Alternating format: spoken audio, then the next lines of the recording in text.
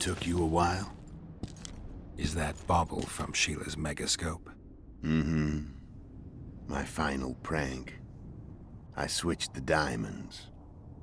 The one in the megascope has a flaw. Minute. But just large enough to warp the teleport. The Emperor's magic theorists assured me the effect would be spectacular. I let her escape. You're heartless. You've no idea what the royal witch hunters have in store for her. A lot of pain for a long time. I don't doubt it. So, ready to lay your cards out on the table?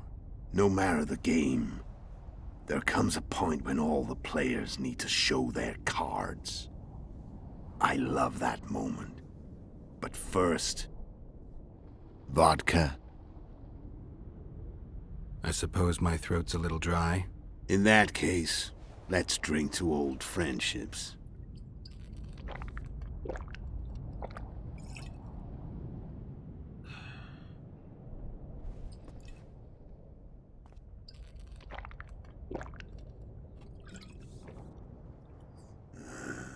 Recovered your memory yet?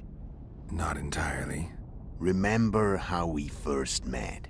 Yeah, I saved your life. Couldn't think of a nicer way to pay me back? Frankly, I couldn't. I mean, taking care of another man's woman, Yennefer. I can't fathom what you saw in her, but I suppose there's no accounting for taste. The winter solstice 1270. Midinvern, the night of magic. Letho wasn't lying, the hunt had stopped. At the Hanged Man's Tree, the spectral riders selected from among those they had taken. Yennefer was among them. A wraith cannot be killed, only driven away. Every Witcher knows that. Yet the riders fell beneath the blows of our Witcher's blades. Crimson blood flowed from under their dead men's armor. We could not kill them all. They were simply too many. A stalemate. He was different from all other elves. There was no shame in his gaze. He had never suffered persecution. He had endured no massacres. Humans had not taken his land. This elf was not of this world. He was an invader. We struck a deal. My soul for that of Yennefer. He agreed without hesitation.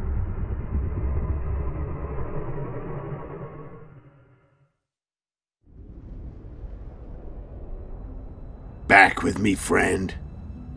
Got the feeling you left for a minute. Memories. I remember the Hanged Man's Tree and the Wild Hunt. I remember the exchange. Me for Yennefer. So, cards out on the table. Unless you chased me all that way just to kill me. I chased you for lots of reasons. You owe me some explanations to start with. Let's say I do. Tell me about Yennefer. What happened after I departed? She was feverish for several days, delirious, in agony. We thought that was it. She was on her way out. Somehow she recovered. But even then she was disoriented. Amnesia like you. What then? Well, the woman turned out to be quite a character. Throwing temper tantrums, trying to seduce orcs. Trying to drive a wedge between us. After you so nobly sacrificed yourself, we thought it'd be dumb just to leave her somewhere. She wouldn't have survived more than a month. The whims and vigor of a duchess, but she was just a sorceress with no memory. We were in the heart of the Empire. And as I'm sure you know, Geralt, in Nilfgaard, mages who behave like that either drop their bad habits quickly or are drawn and quartered by horses in the middle of Victory Square. So I heard. So we set out, wandered through the provinces. Everywhere we went, she got in trouble and we pulled her out. And then one day they captured us. The Imperial Secret Police. Me, Ark, Sarah, and Yennefer. Imperial Secret Police? Mm-hmm. We were separated, and they questioned us. Long and thoroughly, but it was uneventful, no violence. That's how I met Vatia de Rideau. And a couple of weeks later, the Emperor himself. Me. A simple Witcher. What happened to Yennefer? I don't know. Never saw her again. The Emperor offered me a mission in the northern kingdoms. As for Yennefer, I had the feeling she was somehow important to Emir. As I see it, they learned of the Lodge from her. Those Imperial spooks have their ways. All I heard is that Vatir had his men watch Yennefer closely throughout the time she was at the palace. Then we went off to slay the kings of the north. And that's where my knowledge ends. So she's in the Empire? She was when I left. How did you know where we'd find the Wild Hunt? Every Witcher who wears the viper around his neck knows the place. We had so many books and scrolls about the hunt that I used to think our school was founded for the very purpose of solving the riddle of the spectral riders. Know who they are? You know the true identities of the riders? From what I understand, they're some damn elven race. But they turned out to be a big ruse. The legendary omen of war proved to be a fairground attraction. No Market Square mage could possibly conjure up a cavalcade of wraiths speeding across the sky. Then there's the amnesia. No, there's something more, I assure you. Go ahead, enlighten me. I can tell you want to. There are a lot of legends and myths about it, but the Wild Hunt is a fact. I've fought and killed many of its wraiths. They were spectral emanations, the avatars of real riders. The riders we ran into by the Hanged Man's Tree. Are you telling me you were carried off by elves? Real material sons of bitches like the ordinary kind we deal with in this world? They may be ordinary in their world, but they're strangers in ours. The conjunction of spheres. Know the theory? Do you know how monsters appeared in our world? There's not a Witcher who doesn't know that. So you know there are other spheres. The most powerful of our mages can open passages between these worlds, and they usually do that to summon the monsters we then have to hunt. The elves we saw come from another world, and they weren't summoned. They found the way on their own. It's not exactly easy, so they usually send their spectral emanations. They come in person on special missions. As they did for you and Yennefer. So, elves from another world and their trained wraiths. What did they want from you? I've got an idea, but that's not your concern. How did a Witcher agree to kill humans at another human's bidding? At the Emperor's bidding, Geralt. And he's no ordinary human. The rulers of the North come up to about where his Pauline's end. Why? Simple. He promised to rebuild the School of the Viper, the Witcher's order where I came to be. Witcher's schools in the south fell into ruin long ago, and Witchers themselves became internal exiles, banned from entering most cities. Besides Seret and Ox, I know of 2 other Witchers of the School of the Viper who should be alive and on the path. I don't know where they are. Haven't seen them for years. Now they can come out of hiding. They can come home. Care to tell me what it was all about? Kill as many rulers as we could. Lay the blame on the sorceresses. Breed chaos. Prepare the North. Soften it before the invasion. And you know what's incredible? We could not have imagined more fertile soil. No matter what the war's outcome, the northern monarchs will accuse one another. Pursue their God-given rights. Seek vengeance and be at each other's throats for years to come. The North resembles a whorehouse on fire, as your friend Dandelion would say. How did you manage to contact Sheila? It wasn't a problem once I learned of the Lodge's existence. Initially, she watched my every move. But sooner or later, everyone starts treating me like a big oaf. I mean, I can't change how I look. I stayed close to Sheila, killed a few beasts for her, and whined about how unhappy I was, how unfair the world was. So much, in fact, that I actually got her gander up a few times.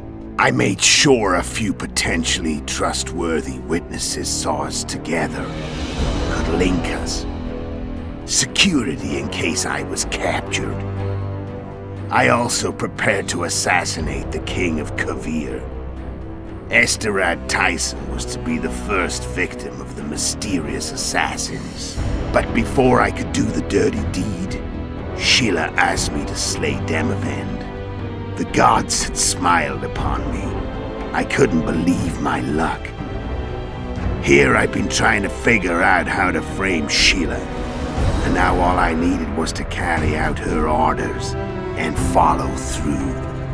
Where'd you get your information about the Lodge? From the Emperor and Vattir Dirido, the Emperor's chief spy. And I believe they got it out of Yennefer. She recovered her memory? Nah. I'd never claimed she informed on her friends consciously. I expect they found a way to tap into her memory in spite of her amnesia, and without her knowing it. There was a sorcerer present when I was questioned. A young, proud intelligence officer. Whatever the case, they gave me a list of the sorceresses in the lodge. Only Emir, Vattir, and I were present. Only we knew of the mission. How do you manage to slay Demavend? Sheila's magic. I mean, she could give us the king's every move. His habits, the positions of the palace guards, anything. All we had to do was navigate the labyrinth and land the final blow. Besides, she had plenty of gold for the preparations. Greased palms abundantly. It had all the makings of a cakewalk. But it's never that easy. We barely avoided our pursuers. And we wouldn't have if not for Iorveth Scoia'tael, another of Sheila's ideas. With Iorveth's elves, not only did we cut down Demavend, but traveling with them put us out of the Lodge's reach. We could calmly plan Foltest's and Hensel's assassinations. How did you know Foltest would come to the monastery solar? Iorveth and I planned Foltest's murder. The King of Temeria would have to deal with the Lavalette sooner or later, and he made no secret of it. I was sure he'd want to recover his bastard children in the process. And where do they take the children when a castle's under siege? I had to become a monk, but I couldn't just arrive at the monastery and claim I'd seen the light. Not very believable. So one of Arion's patrols out in the forests happened on a Scoia'tael unit torturing a helpless monk. Arion's brave men drove off the elves and I found shelter in the monastery. No one noticed you had no wounds? I paid the monk who treated me a lot of ornings to stay silent. Actually, it was only a loan, because I killed him later. Only the dead can keep a secret. Then all I had to do was wait for the situation to develop. When I saw you enter the chamber with Foltest, I thought I might fail. Luckily, you failed. To recognize an old friend. When did you decide to get rid of Iorveth? As soon as I realized I couldn't manipulate him. A true fox, that one. He was so observant, so dangerous. I got the sense he might see through me at any moment. You made a mistake. You were untouchable as long as the Scoia'tael were protecting you. Maybe, but with Iorveth, my hands were tied. If I'd finished off Kieran... But you didn't. And that allowed me to drive a wedge between you and Iorveth. I forced you to flee. And I let you live. You know I could have killed you. You're forgetting. No, I remember. So Sheila was looking for you when she came to Flotsam. Mm-hmm. She thought she was still in control and wanted to get rid of me. I'd bet my eyes that she thought I'd lost my mind, or that Iorveth was manipulating me. And the North descended deeper into chaos. Exactly. There was just one problem. You. I could have killed you in the Elven ruins, Thing is, you weren't really my enemy. You screwed up with Henselt. Sabrina's curse tore that down. First off, we got holed up in that hideout in the ravines. Then Sheila showed up and started watching Henselt like he was her own ass. By that time, his death was no longer necessary. Fate had smiled upon us again. I learned of the summit and the efforts to reconstitute the council and conclave. The ideal setting for the mission's grand finale. Why are you still here? Why did you wait for me this time? I knew you wouldn't give up. I knew you'd pursue me. And I don't aim to hide anymore. Fact is, only you know the truth about me, well, and a couple of folks whose word isn't worth spit anymore. I never saw you as a foe. I want to go my way, but if I have to fight you first, so be it. This story ends here and now. I'm done talking. Let's finish this. Want to fight? Any vodka left in that bottle? A swig apiece. Here.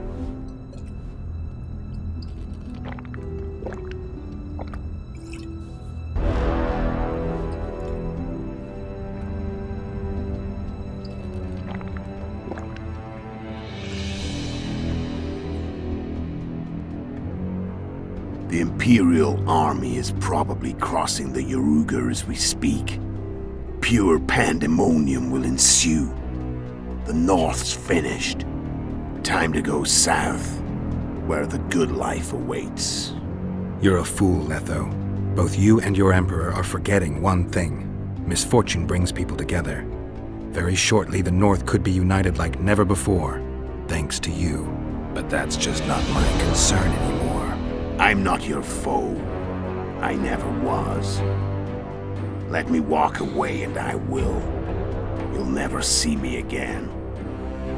Force me to fight, and this time I'll kill you. I've learned all I wanted to know. I can feel the memories coming back. Your death won't change a thing. Go where you will. Just like that. No threats. No words of wisdom. You going or not? Farewell, Geralt.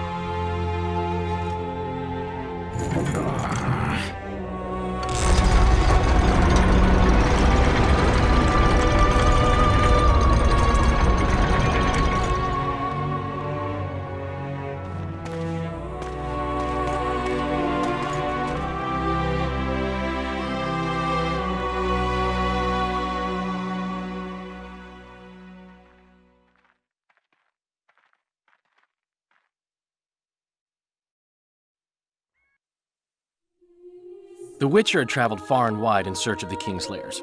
Along the way, he had met both the righteous and scoundrels, Bernard Laredo amongst the latter. Laredo sold Flotsam to Kedwin and scattered the local non-humans to the four winds.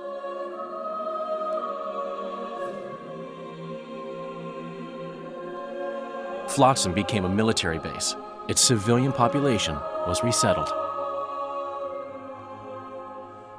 In Edirn, the Witcher witnessed Saskia the Dragonslayer achieve a great victory. The Pontar Valley, previously Upper Edirn, became a promised land for outcasts who dared dream of freedom. Even sly old Zoltan Chive came to believe in this land of bliss. Yet dark times approached for the architects of the New Order. Dark clouds had been gathering over Temeria since Foltest's death. Stripped of its king, the land was like a rich cloth which nobles began to shred. These minor scavengers, however, scurried off in fear when true predators reached out for their prize. The summit at Loch Muin sealed the fate of Foltest's realm, when Radovid of Redania and Henselt of Kedwin divided it between them. A tempest descended on the north, at least partly the work of manipulative mages. It seemed the turmoil in Temeria, Aedirn, and Kedwin would benefit them most. Common folk turned against sorceresses and all magic freaks, witchers included. Castles that had hitherto welcomed mavens of the magic arts now shut their gates to any who sought shelter there. A witch hunt ensued.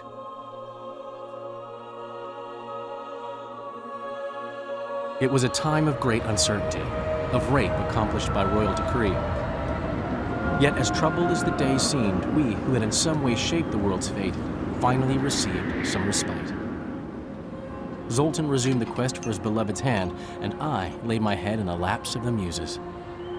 Who could have known this tempest which had ravaged the north was but a harbinger of darker days, and the preamble to an entirely new tale of Geralt of Rivia.